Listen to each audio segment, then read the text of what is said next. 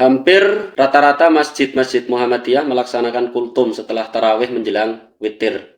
Ini bagaimana sementara ada beberapa ustadz dalam ceramahnya mengatakan kegiatan tersebut merupakan kegiatan bid'ah yang dilarang dalam agama. Fatwa Tarjih Muhammadiyah yang disidangkan pada tanggal 10 Jumadil Awal 435 bertepatan dengan 9 Maret 2004 di ruang sidang Tarjih PP Muhammadiyah, diterbitkan dalam Suara Muhammadiyah nomor 13 tahun 2015. Dalam fatwa tersebut ada satu paragraf yang bagi saya perlu digarisbawahi untuk mendudukan hukum kultum antara tarawih dengan witir. Di sana dikatakan ketika seorang dai atau mubaligh menyampaikan ceramah atau kultum tarawih tersebut tidak ada hubungannya dengan sholat tarawih, atau itu bukan termasuk ikatan ritual sholat tarawih, melainkan itu merupakan urf, ya.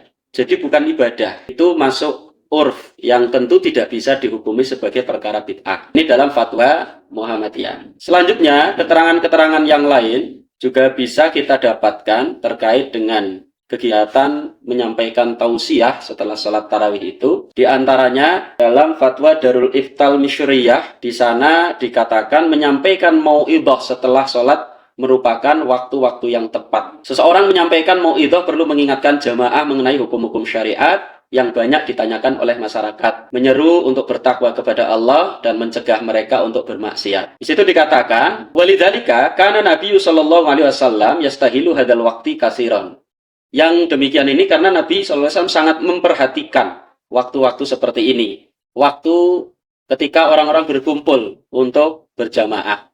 Maka tidak sepatutnya orang-orang yang sholat itu, jamaah itu mengganggu orang yang menyampaikan tausiah atau mengingkari orang yang menyampaikan tausiah itu. Dalil yang menjadi dasar kebolehan menyampaikan kultum atau kajian setelah sholat, baik sholat tarawih maupun sholat fardu, itu berdasarkan riwayat Imam Muslim dari Zaid bin Khalid al-Juhani. Dia berkisah, "Shollalana Rasulullah sallallahu alaihi wasallam sholat as-subhi." Salat bersama kami Rasulullah SAW pada salat subuh bil Hudaybiyah, pada Hudaybiyah, yang waktu itu malam harinya baru saja terjadi hujan. Falamma insarafa Nabi sallallahu alaihi wasallam aqbala 'alan nasi. Maka ketika berpaling, Nabi berpaling, sudah selesai salat, sudah salam, berpaling, beliau menghadap kepada jamaah, kepada manusia. Dia bertanya kepada para sahabat, "Tahukah kalian apa yang difirmankan Rabb kalian kepada kalian?" Mereka menjawab, Allahu wa rasuluhu a'lam. Qala, kemudian Nabi bersabda, asbaha min ibadi mu'minun bi wa kafirun. Ya, pagi hari ini ada hambaku, kata Allah, yang beriman kepadaku dan yang kafir kepadaku. Fa amma man qala mutirna bi fadlillahi wa rahmatihi fadzalika mu'minun. Orang-orang yang berkata pada pagi hari ini, sesungguhnya hujan ini karena karunia dan rahmat dari Allah, maka dia termasuk orang yang beriman kepadaku. Sementara orang yang mengatakan hujan ini karena bintang ini dan bintang itu, kata Allah, kafirun bi, dia kafir kepadaku. Kemudian keterangan yang lain bisa kita dapati dalam Al-Islam Soal wa Jawab nomor 38.025. Di sana Syekh Muhammad Shalih Al-Munajjid mengatakan, ad-darsu alladzi yalqihi ba'dul a'immati wal wa'adhi baina raka'ati sholati tarawih. Ini lebih jelas disebutkan sholat tarawih, ya.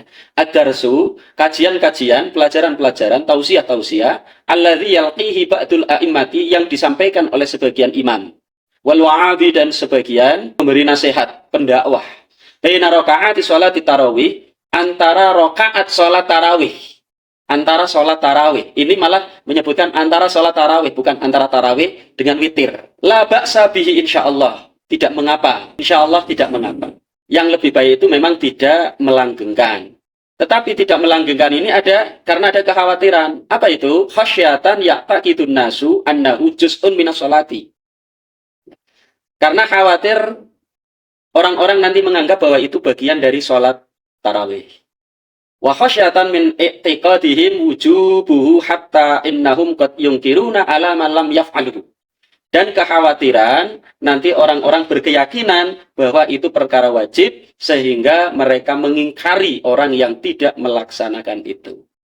Maka di Masjid Muhammadiyah kita semua sudah paham. Kembali ke fatwa Tarji Muhammadiyah tadi. Dalam fatwa Tarji kita pahami bahwa kultum sholat tarawih, antara tarawih dengan witir, itu merupakan perkara urf. Yang kita pahami itu bukan bagian dari sholat.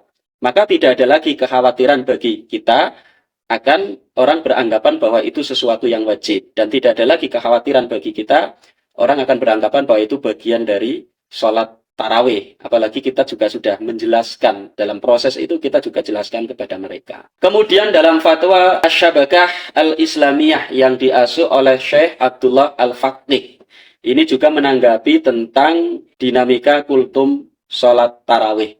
Di sana dikatakan istahsana kasiru min ahlil ilmi wa talibatihi, kebanyakan ahlul ilmu dan penuntut ilmu itu menganggap baik yujma'u ala mau'idatin, menganggap baik kegiatan mengumpulkan orang dalam mau'idhah atau dalam kegiatan ceramah atau memberikan ceramah, memberikan nasihat, yakunu fiha tarqiqun liqulubihim, yang nasihat itu menjadi sarana melembutkan hati mereka, wa amrulahum bil ma'ruf, dan menyeru mereka pada kebaikan, wa nahyu anil munkar, dan mencegah mereka dari kemungkaran.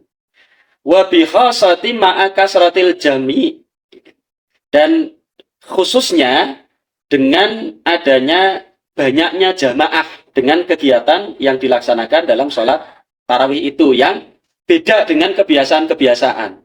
Dalam fatwa itu dikatakan yang mungkin kita tidak bisa mengumpulkan jamaah sebanyak itu di luar kegiatan sholat tarawih itu. Di samping juga karena memanfaatkan keberkahan bulan Ramadan. Juga di situ dikatakan karena di dalam kegiatan kultum antara tarawih itu terdapat maslahat yang kuat, maslahat yang besar, kata'limil jumu'i, seperti mendidik jamaah, memberikan pelajaran kepada jamaah yang banyak itu, yang tidak mungkin di dalam kegiatan yang lain dimungkinkan tidak ada jamaah sebanyak itu. Wa taqlili suhbihim, juga untuk mengurangi kebisingan, kesibukan yang lain dalam sholat tarawih. Di situ juga dikatakan, lakin yang bagi antadruka ahyanan. Akan tetapi sebaiknya sekali-kali ditinggalkan, artinya tidak mendawamkan. Kenapa alasannya? Khasyatan ayyataqidan nasu annahum minas sunnah.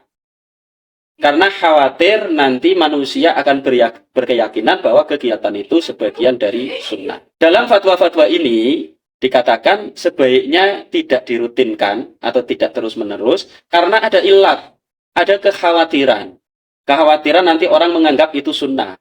Kekhawatiran orang menganggap itu wajib. Kekhawatiran orang menganggap itu bagian dari ritual sholat tarawih.